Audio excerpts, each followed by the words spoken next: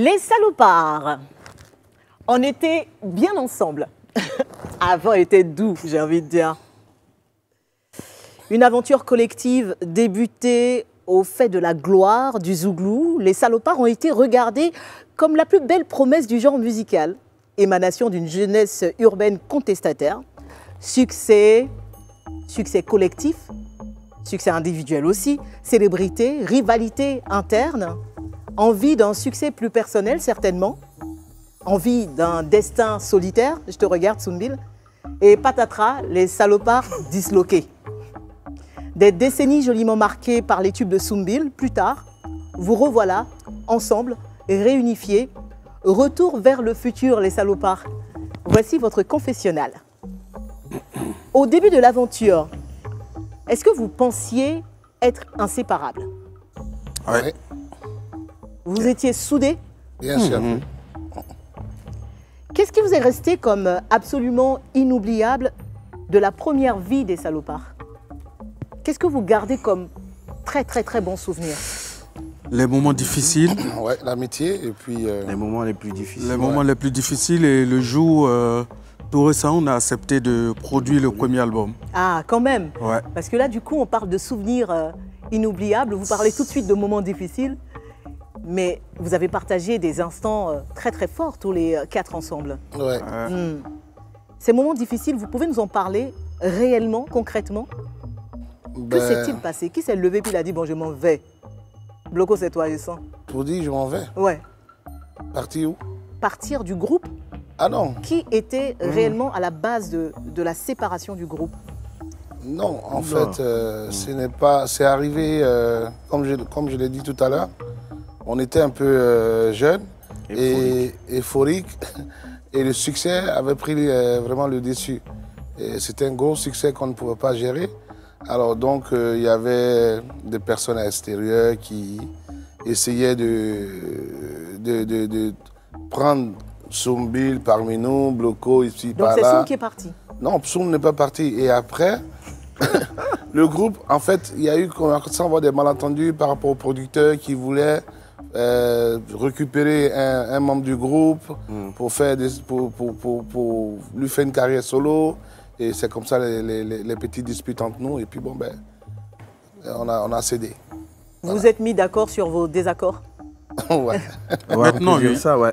Soum, j'ai l'impression que tu as envie de dire quelque chose là-dessus. Ouais, bah, je veux dire, aujourd'hui, c'est des choses qui se passent. Dans un groupe, même gérer un groupe, on peut prendre par moment une personne, un membre du groupe, tout le monde soutient aujourd'hui, comme ça se fait. Ouais. Mais c'est quelque chose qu'on n'aurait pas compris il y a 20 ans derrière. Bon, peut-être que certains étaient plus avancés que d'autres, c'était ce qu'ils voyaient peut-être, mais nous, on n'était pas prédisposés à ça. Et puis, quand il y a le succès, quand il y a beaucoup d'argent autour, oui.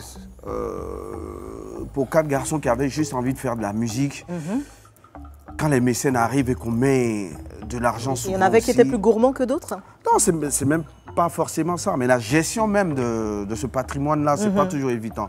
Il faut être psychologiquement prêt. Qu'est-ce que vous avez regretté le plus de votre séparation? Le public. C'est-à-dire, entendre à chaque fois, non, quand est-ce que vous les mettez ensemble? Voilà, plusieurs générations qui ont grandi avec notre musique. Le fait de ne pas pouvoir les servir, pas pouvoir se retrouver pour parler de leurs problèmes ou défendre quelque chose, un certain rêve qu'ils ont, ça a pesé pendant pratiquement plus de 20 ans. Ouais. C'était un peu... Pensez-vous, comme beaucoup, qu'il y a eu un gâchis au regard de la carrière qu'on vous promettait? Oui. On et va non. dire ça, oui. Oui. Il y a eu un gâchis. Ouais. Oui, 50-50. 50-50, moi je dirais oui et non. Parce que toi, tu as non, parce continué. que ça a permis aussi à d'autres d'éclore ou de faire autre chose. À Debang d'avoir un contrat avec la mairie de Toulouse, par exemple. Voilà, par exemple, et puis de développer autre chose. Moi, je pense que Qu'est-ce tout que est bon vous à auriez prendre. fait différemment si on revient 20 ans en arrière? Différemment, Ouais. et on allait être un peu plus fort C'est la musique. pour ne pas se séparer. Plus soudés? Ouais, plus soudé, ouais. On était soudés, mais on n'était pas forts. Plus organisé, moi, je veux dire. D'accord, plus structuré. Plus structuré. Qu'auriez-vous fait pareil? Qu'est-ce que vous n'auriez jamais changé? La musique et les blagues et tout ça. Parce qu'on a vécu ensemble dans la même maison pendant pratiquement plus de 10 ans. Donc on a vécu des choses assez fortes. Vous étiez comme des frères, en fait. On était des frères et je pense que nous sommes. On est des frères. C'est ce qui nous permet encore de rester là encore. Et vous êtes prêts à revivre dans la même maison ensemble? Non, pas maintenant. Ah d'accord, Maintenant, ils ont tous vieilli, ils ont des barbes blanches, je pense pas. Ça fait 20 ans que vous n'étiez plus ensemble, je veux dire visiblement, hein, aux yeux des mélomanes. Qu'est-ce qui aujourd'hui, selon vous, a changé dans le Zouglou?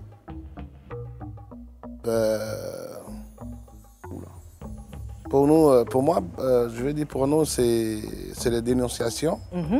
Vous pensez qu'il y a moins de, moins de critiques? Moins de critiques. Mais il faut regarder Soumbi, c'est lui qui chante l'amour tous les jours. Oui, mais Soumbi le critique aussi, en même temps.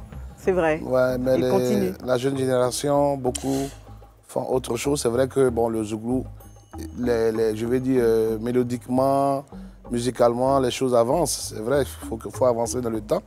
Mais en même temps, il ne faut pas perdre l'essentiel, quoi. L'essentiel, c'est de dénoncer et dire les choses qui ne vont pas, ce que le peuple pense et tout ça. Voilà. Pourquoi vous pensez qu'il fallait remonter le groupe? On avait cette envie de remonter le groupe. Depuis longtemps. Et puis par rapport à la situation que le pays traverse, on s'est dit pour le symbole que nous sommes, c'était impératif qu'on donne de la voix parce que ce n'était pas sans traumatisme ce qui s'est passé hier. Donc on ne pouvait pas être là à assister. Il fallait non seulement donner de la voix, mais descendre sur le terrain et essayer de rencontrer des gens, parler avec des gens, essayer de faire baisser plus ou moins la tension. Et qui était le bon fondé de la chose, quoi, tu vois. Qui était à l'origine en fait? Là pour le coup, vraiment. De quoi? Qui a eu l'idée de vraiment remettre tout le monde ensemble? Qui a passé le premier coup de fil? Franchement, chez nous, les choses se font de façon spontanée. De façon naturelle. C'est vrai qu'auparavant, on s'est appelé. Et c'est resté en suspens, on va dire. Et puis, quelques temps après, on a commencé à s'appeler pour en parler. Mais compte tenu des calendriers de tout un chacun, on a laissé le temps faire les choses, comme on dit. Et puis, c'est arrivé spontanément comme ça. On s'est appelé un matin, on dit, bon, mais écoutez, il y a un studio. Il y a le studio, il faut qu'on vienne travailler. Voilà. Et c'est parti. Ouais. Dernière question. Est-ce que vous pensez vraiment que le public vous attendait ce retour? Est-ce que vous ne pensez pas finalement que le public est passé à autre chose, qu'il se conforte dans un autre genre de Zouglou, un autre genre de façon de faire la musique? Oula, mais je pense qu'aujourd'hui, le public consomme comme il veut. Et il y a des groupes qui traversent le temps. Et on a eu l'intelligence quand même de travailler avec des jeunes générations. Et en tant que musicien, on sait ce qui est agréable aux oreilles du public. Et je pense que les Salopards, c'est une entité qui comment dire ça, qui reste telle, en tout cas comme un grand groupe. Et ça, c'est la marque des grands groupes. Je pense quand même que ce qu'on sert, c'est assez en vieillissant. Merci beaucoup, les Salopards.